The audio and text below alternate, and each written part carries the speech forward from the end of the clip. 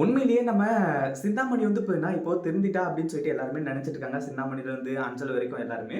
ஆனா இப்படி வந்து இப்ப மாஸ் காட்டுவாரு நம்ம மாசிலா மணி அப்படின்னு சொல்லிட்டு வந்து இப்ப எதிர்பார்க்கவே இல்ல. உண்மையிலேயே வந்து இப்ப மாசிலா மணி வேற லெவல்ன்னு தான் சொல்லணும். ஏற்கனவே வந்து இப்ப அவர் வந்து உயிருக்கு போராடுற நிலைமையில இருந்தாரு. கை கால்லாம் அசைக்க முடியாம ஒண்ணும் பண்ண முடியாம.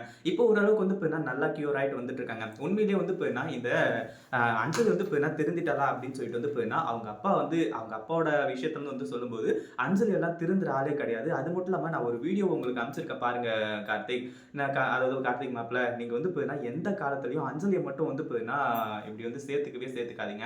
அப்படின்ற மாதிரி வந்து சொல்ல ஆரம்பிச்சாங்க. என்னடா இது பெத்த பொண்ண பத்தி இப்படி பேசுறாங்களே அப்படின்னு சொல்லிட்டு வந்து நினைச்சாதான் அந்த வீடியோ பார்த்தா தெரிய வருது. அந்த அஞ்சலி வந்து எவ்வளவு கேடு கெட்ட வேலையை செஞ்சிருக்கான்னு சொல்லிட்டு அதுவும் கௌதமும் இலக்கியாவும் வந்து அஞ்சலி திருந்திட்டான்னு சொல்லிட்டு வந்து நினைச்சுதான் இவ்வளவு பெரிய விஷயத்தையும் வந்து செய்யறாங்க அப்படின்னு சொல்லிட்டு வந்து சொல்லி ரொம்பவே வந்து கோவத்தோட வந்து நம்ம கார்த்திக்கும் இருந்துட்டு இருக்காரு. அது மட்டும் இல்லாம மாசிலா மணி இருந்துட்டு அஞ்சலி வந்து நீங்க மன்னிக்கவே மன்னிக்காதுங்க கார்த்திக் அப்படின்ற மாதிரி வந்து சொல்லி தான் சொல்லியிருக்காங்க.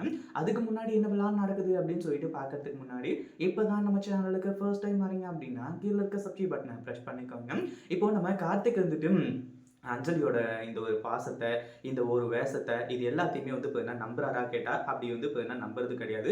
அது மட்டும் இல்லாம அஞ்சலி இருந்துட்டு வந்து என்னென்னமோ நடிக்கிறா. என்னென்னமோ நடிச்சு நம்ம வந்து ஈஸியா ஏமாத்திடலாம் அப்படின்னு சொல்லிட்டு வந்து சொல்லி, நம்ம கார்த்திக் வந்து இப்போ ரொம்பவே வந்து கான்ஃபிடென்ட்டோட இருந்தாரு. பிரியாவ வந்து கல்யாணம் பண்ணிடலாம் அப்படின்ற மாதிரி வந்து சொல்லி, அதே சமயம் இந்த பைரவி வந்துட்டு அஞ்சலி இந்த வீட்டுக்குள்ள வந்து கூட்டிட்டு வரதுக்காக அஞ்சலி வந்து எப்படிலாம் வந்து இதை வந்து இது பண்ணிட்டு இருக்கா. அது மட்டும் இல்லாம ரொம்ப வந்து நல்லா ஹேண்டில் பண்ணிட்டு இருக்கா. நல்லா நடிக்கிறா அப்படின்ற மாதிரி வந்து சொல்லி பைரவி வந்து ரொம்ப வந்து சந்தோஷப்பட்டு இருந்தாங்க.